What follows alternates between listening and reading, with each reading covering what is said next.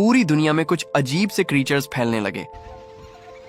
अब मैंने इन्हें अजीब क्यों कहा, क्योंकि ये सच में अजीब है। ये देख नहीं सकते यानी अंधे हैं बेचारे, पर इन पर हम तरस नहीं खा सकते, नहीं तो ये हमें ही खा जाएंगे। ये सिर्फ आवाज की तरफ जाते हैं, यानी एक छोटी सी आवाज का मतलब मौत। चलिए शुरू से जानते हैं इस खतरनाक और मजेदार कहानी को।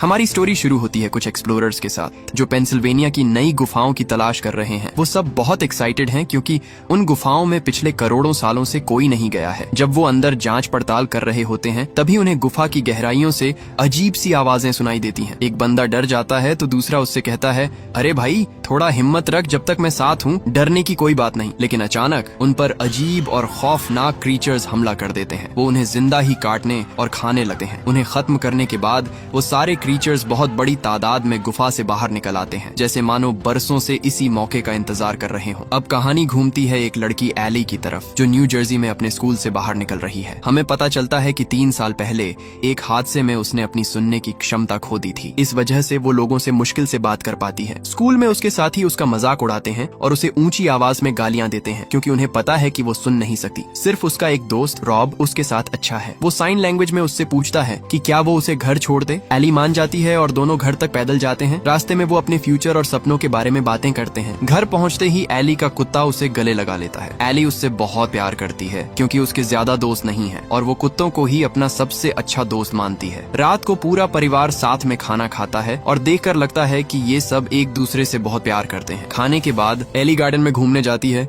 तो देखती है कि उसकी दादी चोरी छुपे स्मोकिंग कर रही हैं। दादी उसे देखकर हड़बड़ा जाती हैं और कहती हैं, एली किसी को बताना मत, ये तो बस ऐसे ही कभी कभी थोड़ा सा पी लेती हूँ, अब नहीं पीऊंगी। दादी कहती हैं, बेटा अगर तेरी माँ को पता चला कि मैं इस उम्र में स्मोकिंग कर रही हूँ तो वो बहुत बवाल करेगी। एली उनसे वादा करती है कि वो किसी को नहीं बताएगी, लेकिन बदले में दादी को स्मोकिंग कम करनी होगी। इसके बाद एली अपने कमरे में सोने चली जाती है। तभी उसके पापा ह्यू कमरे में आते हैं और कहते हैं, बेटा मुझे पता चला है कि तेरा कोई रॉब नाम का दोस्त है। सच कहूँ तो मैं थोड़ा फिक्रमंद हूँ और उसके बारे में और जानना चाहता हूँ। एली उन्हें समझाती है कि वो बहुत अच्छा लड़का है और उसने सिर्फ उससे बात करने के लिए साइन लैंग्वेज भी सीखी है। ह्यू कहते हैं, ठीक है, बस मुझसे कुछ छुपाना मत, मैं हमेशा तेरे साथ हूँ। लेकिन आधी रात को अचानक एली की माँ उसे घबराहट में जगाती है और तुरंत नीचे हॉल में आने को कहती है। एली जब नीचे पहुँचती है तो देखती है कि पूरा परिवार टीवी के सामने डरा हुआ बैठा है। न्यूज में दिखाया जा रहा है कि पूरे देश में इमरजेंसी लगा दी गई है क्योंकि कुछ अजीब जानवर लोगों पर बुरी तरह हमला कर रहे हैं। टीवी पर एक वीडियो दिखाया जाता है जिसमें एक माँ ने अपनी बेटी का मुंह टेप से बंद कर रखा है और एक नोट लिखा है कि कोई आवाज मत निकालना। एंकर सबको सलाह देता है कि अपने घरों के अंदर रहें और बिल्कुल शोर न करें। ये सब देखकर सब लोग बुरी तरह सहम जाते हैं। ह्यू अपने दोस्त और पड़ोसी ग्लेन को फोन करके बुलाता है ताकि वो मिलकर कोई रास्ता निकाल सकें। ग्लेन घर आकर कहता है कि हमें वही करना चाहिए जो सरकार कह रही है, यानी घर के अंदर ही रहना चाहिए। लेकिन एली उन्हें टोकते हुए कहती है, नहीं, अगर ये क्रीचर्स आवाज से आते हैं तो हमारे जैसे बड़े शहर सबसे पहले खतरे में होंगे। हमें किसी शांत गांव की तरफ निकल जाना चाहिए, वहाँ बचने के चांसेस ज्यादा हैं। एली की बात ह्यू को सही लगती है और वो सबको तुरंत तैयारी करने को कहता है। सब लोग जल्दी जल्दी अपना सामान पैक करते हैं और 2 गाड़ियों में निकल पड़ते हैं। पहली गाड़ी में एली, उसके मम्मी पापा और दादी हैं, जबकि दूसरी गाड़ी में ग्लेन और एली का छोटा भाई जूड है। रास्ते में एली रॉब को मैसेज करके उसका हाल पूछती है। रॉब बताता है कि उसके पेरेंट्स ने घर में ही रहने और बिल्कुल शांत रहने का फैसला किया है। एली उसे बताती है कि वो लोग नॉर्थ की तरफ जा रहे हैं ताकि किसी गांव में छुप सकें। दोनों तय करते हैं कि वो वक्त वक्त पर एक दूसरे को अपडेट देते रहेंगे। थोड़ी देर बाद वो एक रेस्ट स्टॉप पर रुकते हैं ताकि कुछ जरूरी सामान खरीद सकें। एली अपने कुत्ते को लेकर थोड़ा टहलने निकल जाती है। तभी अचानक एक हथियारबंद आदमी वहां आ जाता है। वो एली पर गन तान देता है और उनकी गाड़ी लूटने की कोशिश करता है। ह्यू दौड़ कर आता है और उस आदमी से मिन्नतें करता है, भाई जो चाहिए ले लो, बस मेरी बेटी को छोड़ दो। खुशकिस्मती से ग्लेन के पास भी गन होती है। वो मौका देखकर उस आदमी को गोली मार देता है और उसकी गन भी उठा लेता है। बिना वक्त गंवाए वो सब वहाँ से निकल जाते हैं। सफर जारी रहता है और सुबह हो जाती है। ग्लेन को लगता है कि जूड अकेला दूसरी गाड़ी में बहुत डरा हुआ है, इसलिए वो गाड़ी रोककर जूड को उसके परिवार के साथ भेज देता है। बेचारा जूड पिछली रात के हादसे से काफी सहमा हुआ होता है। वो आगे बढ़ते हैं लेकिन रास्ते में बहुत भारी ट्रैफिक मिलता है। पूरा रास्ता जैम है। ग्लेन ह्यू को फोन करता है और कहता है कि मेरे पीछे पीछे आओ, और वो जंगल के रास्ते एक शॉर्टकट लेते हैं। सब कुछ ठीक चल रहा होता है लेकिन तभी अचानक गाड़ी के सामने हिरणों का एक झुंड आ जाता है। उन्हें बचाने के चक्कर में ग्लेन की गाड़ी पलट जाती है और उसका भयानक एक्सीडेंट हो जाता है। ह्यूग तुरंत गाड़ी रोकर अपने दोस्त को बचाने भागता है। ग्लेन जिंदा तो होता है लेकिन उसकी टांग गाड़ी में बहुत बुरी तरह फंसी होती है। ह्यूग उसे निकालने की पूरी कोशिश करता है पर नाकाम रहता है। ह्यूग की पत्नी केली हेल्प के लिए इमरजेंसी नंबर पर फोन करती है लेकिन कोई उठाता नहीं क्योंकि पूरे देश में हाहाकार मचा हुआ है। शहर में हर तरफ उन क्रीचर्स का खौफ है, इसलिए कोई मदद के लिए नहीं आ रहा। ह्यूग बेचारा बिल्कुल लाचार है, उसे समझ नहीं आ रहा कि अपने दोस्त को कैसे बचाए। ग्लेन उससे कहता है, ह्यूग मुझे यहीं छोड़ो और अपने परिवार को लेकर तुरंत यहाँ से निकल जाओ। लेकिन ह्यूग सच्चा दोस्त था, उसने साफ कह दिया, मैं तुम्हें इस हाल में छोड़कर हरगिज नहीं जाऊंगा। ह्यूग थोड़ा सोचता है और कहता है कि मैं ऊपर रोड तक जाता हूँ ताकि किसी से मदद मांग सकूं। वो सबको गाड़ी में बैठने को कहता है। तभी एली नोटिस करती है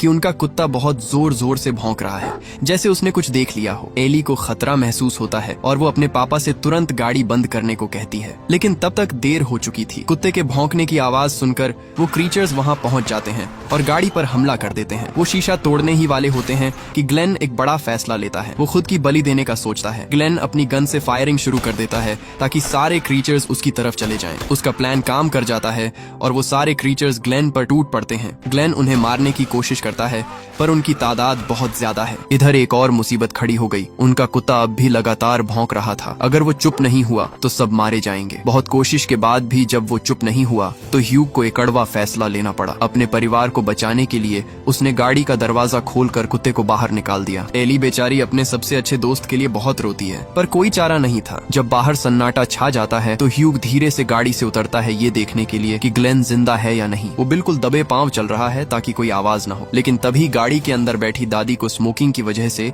तेज खांसी उठने लगती है। खांसी की आवाज सुनते ही एक खौफनाक क्रीचर गाड़ी की छत पर आ जाता है। उसकी आंखें नहीं हैं, वो सिर्फ सुन सकता है। ह्यूग ये देखकर समझ जाता है कि ये क्रीचर्स अंधे हैं और सिर्फ आवाज का पीछा करते हैं, क्योंकि वो खुद उस क्रीचर के बिल्कुल पास खड़ा था पर आवाज न करने की वजह से वो उसे देख नहीं पा रहा था। ह्यूग देख लेता है कि वो क्रीचर उसके बिल्कुल सामने खड़ा है पर उसे देख नहीं पा रहा। वो दबे पांव एक लोहे की रॉड उठाता है और उसे दूर फेंक देता है। आवाज सुनते ही वो क्रीचर गाड़ी से उतरकर उस तरफ भागता है। ह्यूग तुरंत गाड़ी के पास वापस आता है और अपने परिवार को समझाता है, ये क्रीचर्स अंधे हैं, ये सिर्फ सुन सकते हैं, इसीलिए सब लोग अपने मोबाइल साइलेंट कर दो और अब से कोई बात नहीं करेगा, सिर्फ साइन लैंग्वेज में बात होगी। वो बताता है कि गाड़ी का इंजन बहुत शोर करता है, इसलिए अब उन्हें पैदल ही निकलना होगा।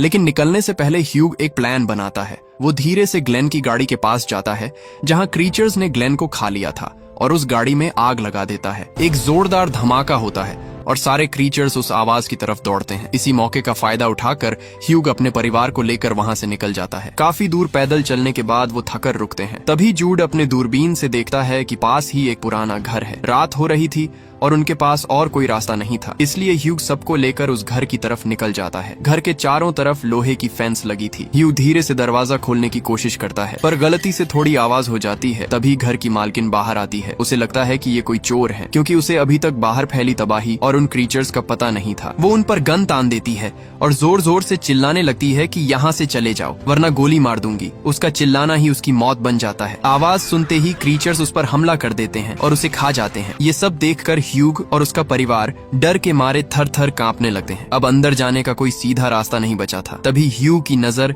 एक ड्रेनेज पाइप पर पड़ती है। वो सबसे कहता है कि यही एक रास्ता है बिना आवाज किए अंदर जाने का। ह्यूग कहता है, पहले मैं अंदर जाऊंगा, अगर सब सही रहा तो मैं इशारा करूंगा और तुम सब पीछे पीछे आ जाना। और वो पाइप के रास्ते अंदर चला जाता है। ह्यूग बिना कोई शोर किए पाइप के जरिए दूसरी तरफ निकल जाता है और देखता है कि घर अंदर से बिल्कुल सेफ है। वो अपने परिवार को इशारा करता है और जूड सबसे पहले अंदर जाता है, उसके पीछे बाकी सब लोग। लेकिन मुसीबत खत्म नहीं हुई थी। पाइप के बीच में जूड का सामना एक सांप से हो जाता है। सांप डराने के लिए जोर से फुफकारता है, जिसकी आवाज सुनकर क्रीचर्स पाइप की तरफ दौड़ते हैं। बदकिस्मती से ह्यूग की पत्नी केली अभी पाइप के मुंह पर ही थी। एक क्रीचर उसके पैर पर बुरी तरह काट लेता है। दर्द इतना ज्यादा था कि केली की चीख निकल जाती है और सारे क्रीचर्स उस पर टूट पड़ते हैं। ह्यूग के पास सोचने के लिए सिर्फ कुछ सेकंड्स थे। उसे वहाँ एक लकड़ी काटने वाली मशीन दिखती है। वो तुरंत उसे चालू कर देता है। मशीन का शोर सुनकर सारे क्रीचर्स उस तरफ भागते हैं और मशीन के ब्लेड्स में फंसकर टुकड़े टुकड़े हो जाते हैं। इस तरह वो सब घर के अंदर तो पहुंच जाते हैं, पर केली का जख्म बहुत गहरा होता है। एली अल्कोहल लाकर जख्म साफ करती है, पर इतने से काम नहीं चलने वाला था। उसे सख्त एंटीबायोटिक्स की जरूरत थी। वो लोग टेम्पोरेरी खून रोक देते हैं और आराम करने चले जाते हैं। रात को एली अपने दोस्त रॉब को फोन करती है। रॉब बहुत डरा हुआ होता है और बताता है कि उसके मम्मी पापा मारे जा चुके हैं और वो अकेला कहीं छुपा है। एली उसे अपना पता देती है और कहती है कि बिना शोर किए पैदल यहाँ आ जाओ, पर अचानक फोन कट जाता है और दोबारा बात नहीं हो पाती। एली समझ जाती है कि रॉब के साथ कुछ बुरा हुआ है, पर वो बेबस थी। अगली सुबह केली की हालत और बिगड़ जाती है। दादी ह्यूग से कहती है अगर इसे 2 दिन में एंटीबायोटिक्स नहीं मिली तो ये मर जाएगी। ह्यूग परेशान हो जाता है कि जंगल के बीच दवा कहाँ से लाए, पर वो ठान लेता है कि अपनी पत्नी को बचाने के लिए वो कुछ भी करेगा। ह्यूग ने फैसला किया, मैं एली को साथ लेकर पास के रेजिडेंशियल एरिया में जाऊंगा, वहाँ जरूर कोई फार्मेसी मिल जाएगी जहाँ से एंटीबायोटिक्स ला सकूं। वो दोनों दादी और छोटे जूड को घर पर छोड़कर बड़े एहतियात से निकल पड़ते हैं। 1 घंटे पैदल चलने के बाद उन्हें एक फार्मेसी दिखती है, पर उसका मेन दरवाजा बंद होता है। वो पीछे के रास्ते से अंदर घुसने में कामयाब हो जाते हैं और दवाइयाँ ढूंढने लगते हैं। दवाई ढूंढते वक्त एली की नजर एक लाश पर पड़ती है जिसके पेट के अंदर उन दरिंदों के अंडे होते हैं। दूसरी तरफ ह्यूग को वो एंटीबायोटिक मिल जाती है जिसकी उन्हें तलाश थी। तभी अचानक एक अंडा फटता है और उसमें से निकला एक क्रीचर्स एली पर गंदा पानी उछाल देता है। एली डर के मारे हल्की सी आवाज कर देती है और तुरंत 3 क्रीचर्स फार्मेसी के अंदर आ जाते हैं। दोनों डर के मारे वहीं जम जाते हैं। एली की नजर छत पर लगे फायर एक्सटिंग्विशर पर पड़ती है। वो इशारों में अपने पापा को बताती है कि किसी चीज में आग लगा दें ताकि अलार्म बज जाए और उसके शोर से ये क्रीचर्स भटक जाएं। ह्यू एक पुराने पोछे में आग लगा देता है और उसका धुआं अलार्म के पास ले जाता है। जैसे ही अलार्म बजता है क्रीचर्स पागलों की तरह इधर उधर भागने लगते हैं। इस मौके का फायदा उठाकर ह्यूग और एली दवाई लेकर वहाँ से निकल जाते हैं। वापस आते वक्त रास्ते में उन्हें एक अजीब आदमी मिलता है जो एक चर्च का फादर होता है। वो उन्हें अपनी ग्रुप में शामिल होने का न्योता देता है, पर उसकी बातें और बर्ताव बहुत अजीब लग रहा था। ह्यूग उसे शुक्रिया कहकर मना कर देता है और एली को लेकर आगे बढ़ जाता है, लेकिन वो फादर देखने में खतरनाक लग रहा था और ऐसा लग रहा था कि उसके मन में कुछ काला है। घर पहुंचकर वो केली को एंटीबायोटिक्स देते हैं और उसका जख्म साफ करते हैं। अब उम्मीद थी कि वो कुछ दिनों में ठीक हो जाएगी। इसके बाद एली अपने पापा से बात करने बैठती है। एली अपने पापा को बताती है कि उसने इंटरनेट पर देखा है कि ये क्रीचर्स बहुत ज्यादा ठंड में जिंदा नहीं रह सकते। कुछ वीडियोस में दिखाया गया है कि जो लोग नॉर्थ पोल जैसे ठंडे इलाकों में हैं, सिर्फ वही अब तक सेफ बचे हैं। तभी वो अजीब फादर अपने कुछ लोगों के साथ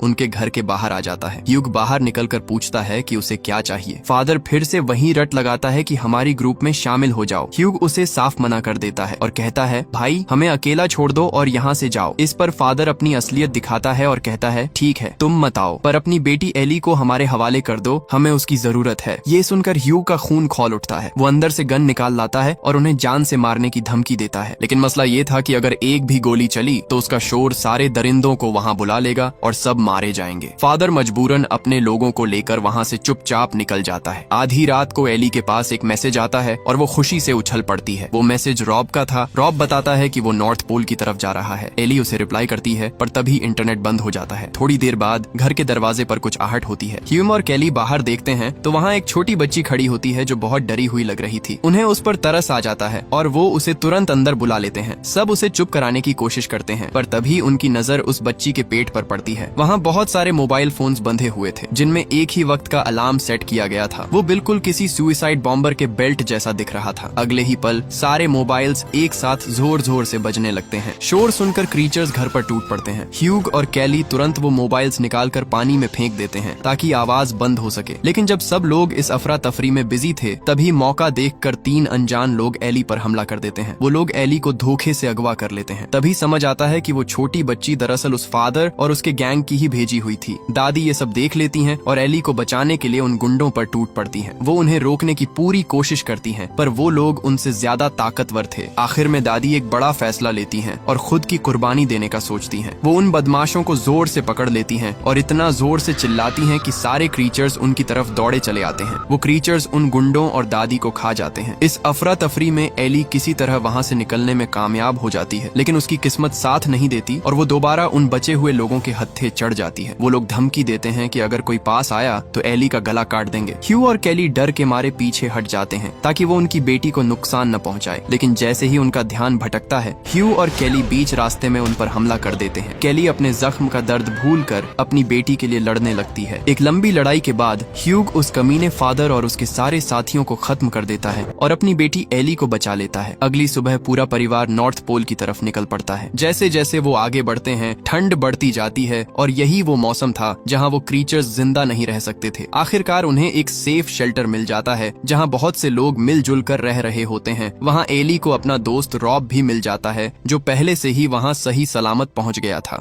फिल्म के आखिर में दिखाया जाता है कि एली और रॉब साथ मिलकर शिकार कर रहे हैं ताकि अपने ग्रुप के लिए खाने का इंतजाम कर सकें। इसी के साथ हमारी फिल्म खत्म होती है।